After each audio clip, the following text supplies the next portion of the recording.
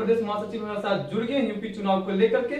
उनसे आज बातचीत करते हैं कि यूपी चुनाव का क्या माहौल है बीएसपी का। सबसे पहले सत्य न्यूज में आपका स्वागत है। राहुल जी, बहुत बहुत धन्यवाद। मैं कुछ कहने से पहले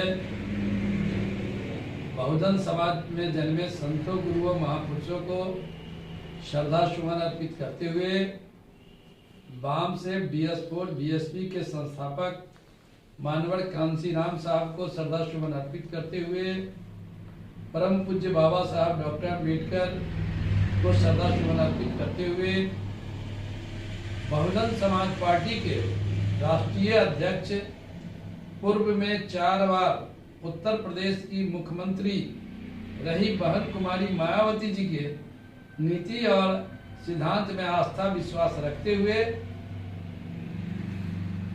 आप सभी को मैं अभिनंदन करता हूं राहुल जी कि आपने मुझे सत्य तक न्यूज पर मौका दिया और आपने उत्तर प्रदेश की जो वर्तमान चुनाव है उस चुनाव के बारे में जानने के लिए बड़ी इच्छुक है।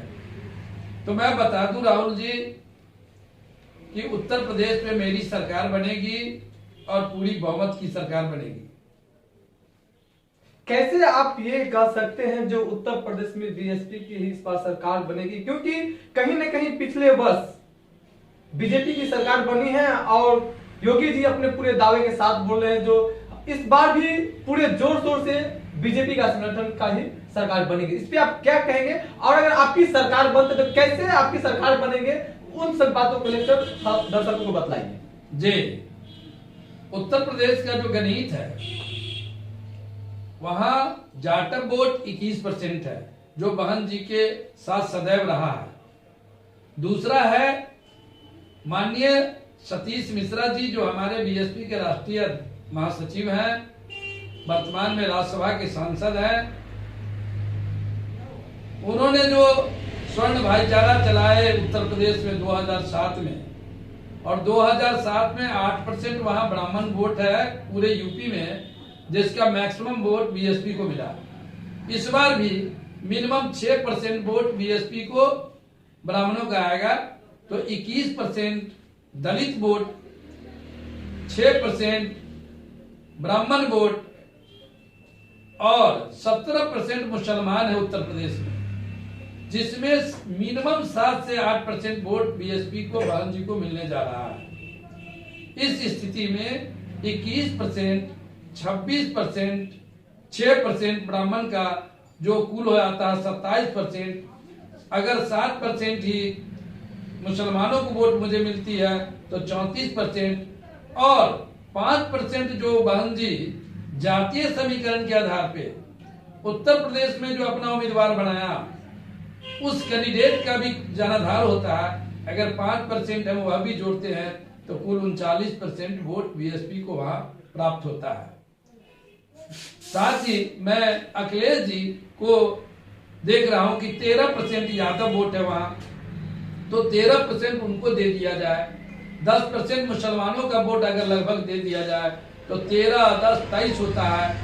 अन्य जो छोटी छोटी दल उनके साथ गठबंधन में आए हैं 5% उनका वोट भी अगर उनको मिलती है तो 5 28 होता है और 5% कैंडिडेट का वोट उनको मिलता है तो 28 और 5 33 होता है। यानी सपा को 33 मिल रहा है और बीएसपी को 39। अगर 33 और 39 को हम जोड़ते हैं तो 72% कुल वोट बसपा और सपा में जाती है, तो शेष वोट 28% उत्तर प्रदेश से बचती है जो बीजेपी के खाते में जाएगी। निश्चित तौर पे जो बीएसपी की गणित बता रही है, जो वहां वोट का आधार बता रहा है, इस आधार से बीएसपी सबसे बड़ी पार्टी बनके उत्तर प्रदेश में उभर रही है।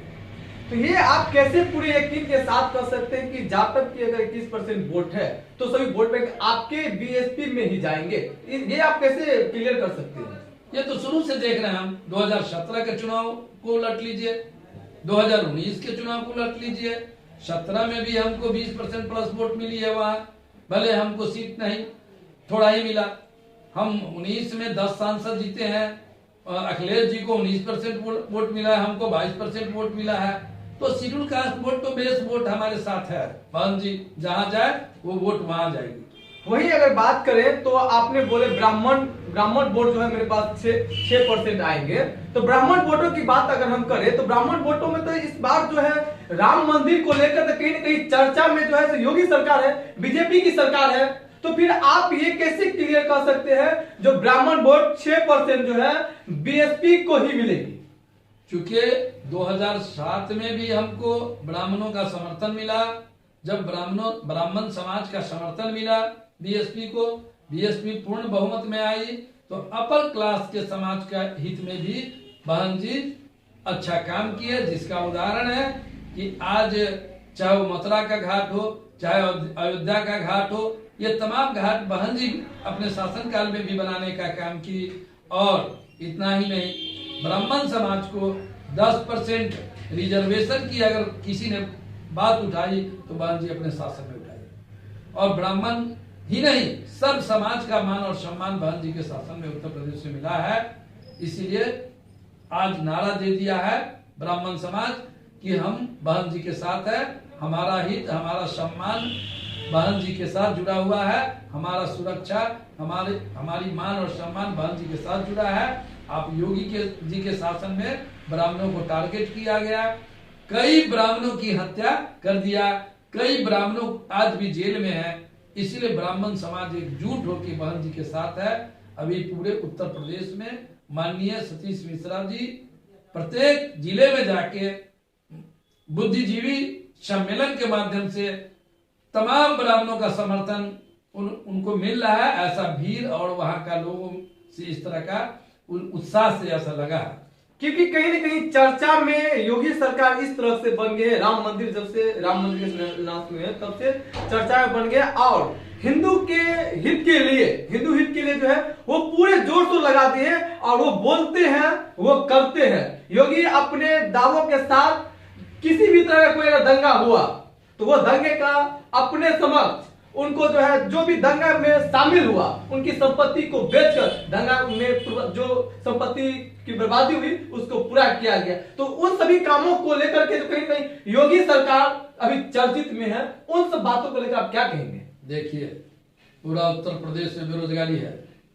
पूरे उत्तर प्रदेश में त्राहिमाम है, दलित शोषित पिछड़ा अपमानित महसूस कर रहे हैं।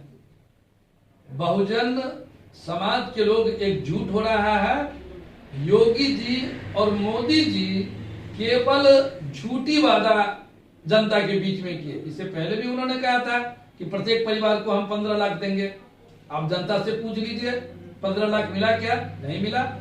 इससे पहले उन्होंने घोषणा किया था कि मैं 4.5 लाख रोजगार दूंगा उत्तर प्रदेश में। क्या उसने दिया? क्या नहीं दिया।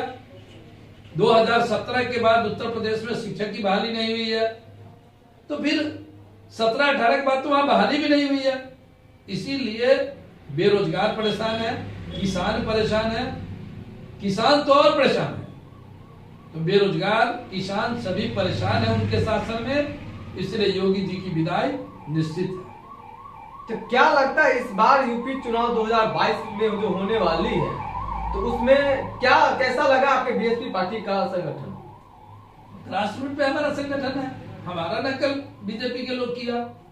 1 वोट 10 यूथ बीएसपी का पहले से चल रहा था वहां, उसका नकल बीजेपी ने किया है। हमारा जो वोटर है वो गांव में है और साइलेंट वोटर है। हमारा वोटर साइलेंट वोटर है, गरीब वोटर है, मजदूर वोटर है। वो दिल में रखता है बीएसपी को, दिल में रखता है हाथी को। वही अगर बात करें तो बीएसपी किसी पार्टी से संगठन में भी जुड़े हुए हैं? जी नहीं, क्योंकि हम सामाजिक समीकरण को ही अपना संगठन गठबंधन मानता है। इतनी हिस्सेदारी के आधार पे काम कर रहे हैं। हमने समाज के सभी वर्गों को भागीदारी दिया है टिकट में, इसलिए सभी वर्गों का वोट हमको मिलेगा। क्या नाम हुआ? मेरा नाम राम लखन महतो, प्रदेश महासचिव बहुजन समाज पार्टी बिहार एवं बहन कुमारी मायावती जी के द्वारा माननीय डॉक्टर लालजी मेधांकर साहब इधर मिथिलांचल और सीमांचल के 10 लोकसभा समस्तीपुर, उजियारपुर, दरभंगा, मधुबनी, सीतामढ़ी, झंझारपुर, सुपौल, अररिया, किशनगंज और मधेपुरा, इन 10 लोकसभा का इंचार्ज यानी 9 जिला और 10 लोकसभा आता है, जिसका बहन जी और माननीय प्रधानकर जो बिहार के प्रभारी जी हैं उन्होंने विश्वास करके हमको दिया है। और मैं आपके चैनल के माध्यम से बताना चाहता हूं कि मैं जिस विश्वास के साथ काम कर रहा हूं, मुझे विश्वास है कि 19 में हम बहन जी के झोली में यहाँ से 2-3 MP भेजने का काम करेंगे और फिर बहन कुमारी मायावती जी को उत्तर प्रदेश तो अभी मुख्यमंत्री बनेगी ही, हम 24 में दिल्ली के गद्दी पर भी बैठाने का काम करेंगे, देश के प्रधानमंत्री बनाने का भी काम करेंगे। 10 अक्टूबर 1996 को बहुजन समाज पार्टी जाले के प्रखंड अध्यक्ष बने और शायद मैं समझता हूँ मैं पहला आदमी उस प्रखंड का था। फिर मानवर कांसी राम साहब को मुझे आशीर्वाद प्राप्त हुआ। 2000 में बहुजन समाज पार्टी के उम्मीदवार जाले से बने। फिर 2005 में भी पुनः बहुजन समाज पार्टी जाले से मैं विधानसभा का प्रत्याशी रहा। फिर 6 से 10 तक जिला अध्यक्ष थे और पहली बार गंगा के इस पार 2013 में मुझे 4 लोकसभा का इंचार्ज बनाया गया। फिर 16 में 10 लोकसभा का इंचार्ज बनाया गया। तब से मैं सीमांचल का लगभग जिला और मिथिलांचल का 8-10 जिला लगातार मैं देखते रहा और पार्टी को बड़ी भरोसा है हम पे कि मिथिलांचल और सीमांचल का एक अच्छे वर्कर, अच्छे सिपाही हूँ। बहन जी को भी भरोसा है, बिहार के तमाम लीडर को भरोसा है हम पे। इसी भरोसे के साथ यही मेरा परिचय है। आप प्रॉपर है कहाँ के? हम जाले विधानसभा के राढ़ी पश्चिमी पंचायत के राढ़ी गांव के रहने वाले हैं और 2009 से लेके 2019 तक राढ़ी पश्चिमी पंचायत के पैक्स अध्यक्ष भी रहे हैं। तो राजनीति में कब से गए? 96 से। उससे पहले आपका क्या करते थे? उससे पहले हम 95 में राष्ट्रीय साक्षरता मिशन के क्षेत्रीय प्रभारी की हैसियत से काम किया और वहीं से राजनीतिक प्रेरणा उत्पन्न हुई और मैंने तय किया कि समाज का जो कमजोर वर्ग है, जो दलित शोषित पिछड़ा है, जो समाज में घुटन महसूस कर रहा है, जो समाज में अपने आप को कमजोर महसूस कर रहा है, जिनकी आवाज घर से बाहर नहीं जाती थी, उनकी आवाज के लिए मैंने बीएसपी में आया कि नहीं। जब बाबा साहब अपने जीवन को बीएसपी में 3-3 पुत्र खो के लगा दिए, मानवर कांसी राम साहब एक साइंटिस्ट थे, वो चाहते तो अपने शादी ब्याह करके अच्छा जिंदगी जी सकते थे।